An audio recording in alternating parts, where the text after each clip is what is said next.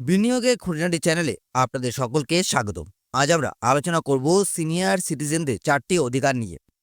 প্রবীণ নাগরিক যারা রয়েছেন তারা সুরক্ষিত এবং জীবন ধারণের মান যথাযথ রাখতে পারে। সেই কারণে ভারতীয় সংবিধান এবং সুপ্রিম কোর্ট থেকে প্রতিটি দেশের প্রবীণ নাগরিকদের 4টি অধিকার বা রাইট কিন্তু প্রদান করেছেন। বর্তমান সময়ে অনেক প্রবীণ নাগরিক রয়েছে যারা এইসব ব্যাপারে কিছুই জানে না। এই অধিকারগুলির জন্য সিনিয়র সিটিজেনরা মাথা উঁচু করে বাঁচতে পারবে। ভরণ পোষণের জন্য কারো কাছে আর হাত পাততে হবে না। আজকের এই ভিডিওতে আমি সুপ্রিম কোর্টের তরফ থেকে প্রবীণ নাগরিকদের জন্য যে 4টি অধিকার বা রাইট প্রদান করা হয়েছে সেই সব ব্যাপারে বিস্তারিত আলোচনা করব। ভিডিওটি সকল প্রবীণ নাগরিকদের জন্য অত্যন্ত গুরুত্বপূর্ণ, তাই আমরা অনুরোধ করব যাতে আপনারা এই ভিডিওটি সম্পূর্ণ ধৈর্য সহকারে দেখেন। দেশের প্রতিটি প্রবীণ নাগরিকের জীবন ধারণের মান যথাযথ রাখার জন্য আমাদের দেশের সুপ্রিম কোর্টের তরফ থেকে সেলফ প্রোটেকশন ল অর্থাৎ নিজেকে সুরক্ষিত রাখার আইনের মধ্য দিয়ে এই সকল অধিকারগুলি আনা হয়েছে। চলুন এক এক করে সেই 4টি অধিকারের ব্যাপারে আমরা জানি। সবার প্রথম, রাইট অফ প্রপার্টি ব্যাক। যদি কোনো প্রবীণের কোনো সম্পত্তি থাকে এবং চাপে পড়ে সেই প্রবীণ যদি তার সে সম্পত্তি নিজের ছেলে, মেয়ে বা অন্য কাউকে দিয়ে থাকেন, অর্থাৎ গিফট বা দান ট্রান্সফার করে থাকেন, পরবর্তী ক্ষেত্রে যদি তিনি মনে করেন তিনি সেই সম্পত্তি ফেরত নেবেন, তাহলে তিনি সেই পুরো প্রপার্টি পুনরায় ক্লেম করতে পারবেন। হ্যাঁ, এখানে বলা হয়েছে আপনি আপনার সম্পত্তি যদি আপনার ছেলে, মেয়ে বা অন্য কাউকে দিয়ে থাকেন এবং পরবর্তীতে যদি আপনার মনে হয় যে আপনি সেই সম্পত্তি আবার রিটার্ন চাচ্ছেন, কারণ আপনাকে তারা অত্যাচার করছে বা আপনাকে তারা দেখাশোনা করছে না, ভরণপোষণ দিচ্ছে না, সেই কারণে আপনি পুনরায় কিন্তু ক্লেম করতে পারবেন। কিন্তু এখানে কিছু টার্ম অ্যান্ড কন্ডিশন রয়েছে। সেটা কি? তবে সেক্ষেত্রে সেই গিফট বা ট্রান্সফার দলিলে একটা শর্ত অবশ্যই রাখতে হবে। সেটা কি? প্রবীণ ছেলে বা মেয়েকে প্রপার্টি দিচ্ছেন, বদলে তার সমস্ত ভরণ পোষণের দায়িত্ব তাদের নিতে হবে। এই শর্ত থাকলে তখনই সে প্রবীণ পরবর্তী সময়ে আবেদন বলতে পারবেন যে শর্ত অনুযায়ী তার ভরণ পোষণের দায়িত্ব তারা নেয়নি, তাই তিনি নিজের প্রপার্টি ফেরত চাইছেন। তখনই সেই আবেদন অনুযায়ী সেই প্রবীণকে তার প্রপার্টি ফেরত দেওয়া হবে, এছাড়া নয়। তার মানে এটাই দাঁড়াচ্ছে, যখনই আপনি এই রাইট টু প্রপার্টি ব্যাক ল অনুযায়ী আপনি আপনার ছেলে, মেয়ে বা অন্য কাউকে আপনার প্রপার্টি দিবেন, তখন আপনার সেই দলিলে কিন্তু এটা লেখা থাকতে হবে যে আপনি যাদেরকে গিফট বা ট্রান্সফার যে করছেন, এই একটা শর্তেই করছেন যে যদি তারা আমার ভরণ পোষণ না করে, তারা আমার সব দেখভাল না করে, তাহলে সেই প্রপার্টি আমি তাদের কাছ থেকে নিতে পারবো। যদি দলিলে এই টার্ম অ্যান্ড কন্ডিশনটা লেখা না থাকে, তাহলে কিন্তু আপনারা আপনার প্রপার্টি ক্লেম করতে পারবেন না। তাই এখন থেকেই যখনই আপনাদের ছেলে, মেয়ে বা যে কোনো কারো নামে আপনি আপনার প্রপার্টি যদি দেন, তাহলে এরকম একটা শর্ত বা দলিল কিন্তু লিখে রাখবেন দলিলে, যাতে ভবিষ্যতে আপনারা বিপদে না পড়েন। এরপর চলে আসি রাইট অফ মেনটেনেন্স। এটাও খুব ইম্পর্টেন্ট। সেকেন্ড নাম্বার, যদি কোনো প্রবীণের কোনো যথাযথ আয় না থাকে নিজের খরচ বা খরচা চালানোর জন্য, কিন্তু তার ছেলে বা মেয়ে যদি ফাইন্যান্সিয়াল স্টেবল হন এবং তার পিতা বা মাতার ভরণ পোষণের কোনো দায়িত্ব যদি তারা না নিয়ে থাকে, তবে সেই প্রবীণ তার ছেলে মেয়ের নামে রাইট টু মেনটেনেন্স অনুযায়ী কেস করতে পারেন। বুঝতেই পারছেন, মনে করুন একটা বয়স পরে গিয়ে আমরা কেউ কিন্তু আর কাজ করতে পারি না, তখন আমাদের আয় বলতে কিছুই থাকে না, আমরা কোনোভাবেই খরচা চালাতে পারি না।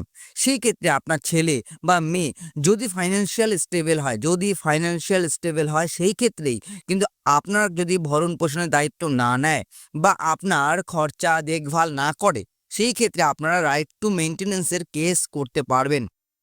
এই কেসটি under section 23 senior citizen act অনুযায়ী বা সিআরপিসি এই অনুযায়ী, দুটি অনুযায়ী করা যেতে পারে এবং ছেলে মেয়ের কাছ থেকে মেইনটেনেন্সের টাকার দাবি করতে পারে সিনিয়র সিটিজেন মা বাবা।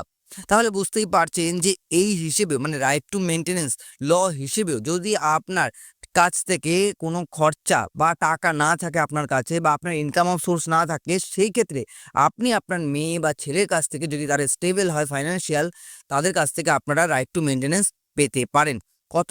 Under section 23 senior citizen act অনুযায়ী। এবার চলে আসি 3 নাম্বার, রাইট অফ এভিকশন।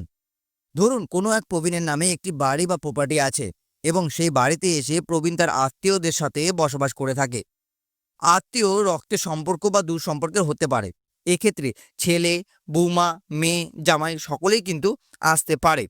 কিন্তু এখন যদি কখনো এমন হয় যে প্রবীণ তার সেই আত্মীয় দ্বারা শারীরিক, মানসিকভাবে অত্যাচারিত হচ্ছে এবং যদি সে প্রবীণ মনে করে থাকেন তার সাথে বসবাস তার নিজের সুখকর হচ্ছে না, ভালো দেখাচ্ছে না, সেক্ষেত্রে সেই প্রবীণ কিন্তু ইমিডিয়েট এসডিএম কোর্টে আবেদন করে সেই ব্যক্তিদের নিজের বাড়ি থেকে বার করে দিতে পারেন।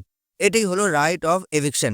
তাহলে বুঝতেই পারছেন যে রাইট অফ এভিকশনটা বলা হয়েছে, আপনার একটা বাড়ি রয়েছে, সেখানে আপনি আপনার বন্ধু বান্ধব, আত্মীয় সাথে যার তার সাথে থাকতে পারেন।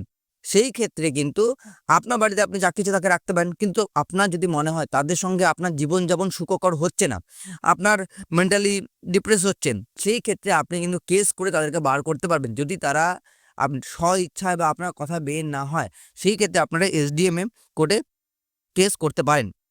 অর্থাৎ তার নিজের ছেলে মেয়ে হলেও তাদেরকে বার করে দিতে পারে। মানে এই ক্ষেত্রে শুধু যে আত্মীয় স্বজন, বন্ধু বান্ধব তা কিন্তু নয়। যদি আপনার নিজস্ব ছেলে মেয়েও থাকে আপনার বাড়িতে এবং তাদের সঙ্গে যদি আপনার অ্যাডজাস্ট না হয়, অত্যাচারিত হন, সেই কারণে আপনি আপনার ছেলে মেয়েকেও কিন্তু বার করতে পারবেন এবং সেক্ষেত্রে পিতা বা মাতার বাড়িতে ছেলে মেয়ের ঢোকার অধিকার আছে, সেই যুক্তি কখনো গ্রাহ্য করা হবে না।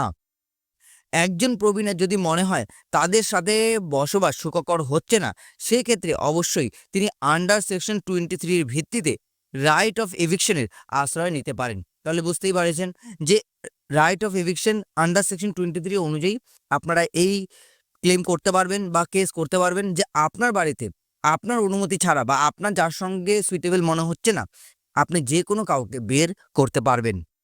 এবার আসি 4 নম্বর, রাইট অফ কমপ্লেইন।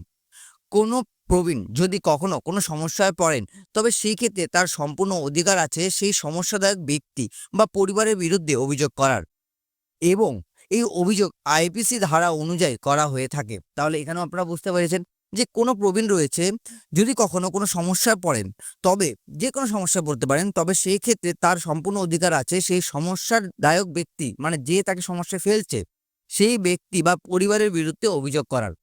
হতেই পারে না কোনো পরিবার করছে বা কোনো ইন্ডিভিজুয়াল ব্যক্তি করছে, তারা অভিযোগ করার এবং এই অভিযোগ আইপিসি ধারা অনুযায়ী করা হয়ে থাকে। তাহলে এখানে আপনারা বুঝতে পেরেছেন যে ধরুন কোনো প্রবীণকে যদি এই অভিযোগ করতে কেউ বাধা দিয়ে থাকে, অনেকেই রয়েছেন যে এই অভিযোগ করতে যাচ্ছে, শুনলো কেউ বাধা দিচ্ছে, কেউ বাধা দিয়ে থাকে, সেটা নিজের পরিবার হোক, নিজের সমাজ হোক, মানে বাইরের লোক যেই হোক না কেন, তবে তাদের বিরুদ্ধে লিগ্যাল অ্যাকশন নেওয়া হবে। মানে যে বাধা দিবে তার বিরুদ্ধেও কিন্তু লিগ্যাল অ্যাকশন নেওয়া হবে। এ কথা বলতে গেলে প্রবীণরা নিজের অস্তিত্ব টিকিয়ে রাখার জন্য যদি অভিযোগ করতে যান, সেক্ষেত্রে কেউ তাদের বাধা দিতে পারবে না। তাহলে বুঝতেই পারলেন। এবার আপনার একটা প্রবলেম হয়েছে, সেটা যে কোনো কারণে হতে পারে, যে কোনো একটা সমস্যা হয়েছে, আপনি সেই ব্যাপারে কমপ্লেন করতে যেতে পারেন। তখন আপনার সমাজ, মানে আপনার পাড়ার প্রতিবেশী বলুন, আপনার বাড়ির কেউ বলুন, কেউ কিন্তু আপনাকে আটকাতে পারবে না। যদি কেউ আটকায়, আপনি চাইলে তাদের নামেও কিন্তু কমপ্লেন করতে পারবেন। একটা হলো রাইট টু কমপ্লেন, কেউ আপনাকে বাধা দিতে পারবে না আপনি যদি কোনো সমস্যায় পড়েন। দ্বিতীয় হলো রাইট টু এভিকশন, মানে আপনার বাড়িতে আপনার আত্মীয়দের সাথে রয়েছেন এবং সেটা যদি আপনাদের সুখকর না হয়, সেই ক্ষেত্রে তাদেরকে আপনি বের করতে পারেন। তারপর রয়েছে রাইট টু মেইনটেনেন্স, আপনার যদি হাত খরচা না থাকে, সেই খরচা চালানোর জন্য যদি আপনার ছেলে মেয়ে স্টেবল হয় ফাইন্যান্সিয়াল, তাদেরকে দিতে হবে বাধ্যতা। এবং রয়েছে রাইট টু প্রপার্টি ব্যাক। এটা কি রয়েছে? রাইট টু প্রপার্টি ব্যাকে যেখানে আপনার প্রপার্টি আপনাকে ফেরত দেওয়া হবে যদি আপনি দলিলে সেরকমভাবে টার্ম অ্যান্ড কন্ডিশনে লিখে রাখেন, সেই ক্ষেত্রে আপনি কিন্তু আপনার টাকা রিটার্ন পাবেন। ভারতীয় সংবিধান এবং সর্বোপরি সুপ্রিম কোর্ট প্রবীণদের জন্য যে 4টি অধিকার বা রাইট দিয়েছে, সেগুলো নিয়ে আমি সহজভাবে আপনাদেরকে বোঝানোর চেষ্টা করলাম। আপনাদের এই নিয়ে যদি কিছু জানার থাকে এক্সট্রা বা আরও আদার্স কিছু জানার থাকে, তাহলে আপনারা অবশ্যই কমেন্টের মাধ্যমে আমাদেরকে জিজ্ঞাসা করতে পারেন। আমরা আপনাদের প্রতিটি প্রশ্নের উত্তর দেওয়ার যথাযথ চেষ্টা করব। যদি আপনাদের ভিডিওটি ভালো লেগে থাকে, ভিডিওটি লাইক করে দেবেন এবং ভিডিওটি আপনাদের গুরুজনদের সাথে শেয়ার করবেন, কারণ প্রতিটি গুরুজনের এই ভিডিওটি দেখা উচিত। চ্যানেলটিকে সাবস্ক্রাইব করে আমাদেরকে সাপোর্ট করতে ভুলবেন না, যাতে এরকম ভিডিও ভবিষ্যতে আমরা আরও আপনাদের জন্য নিয়ে আসতে পারি।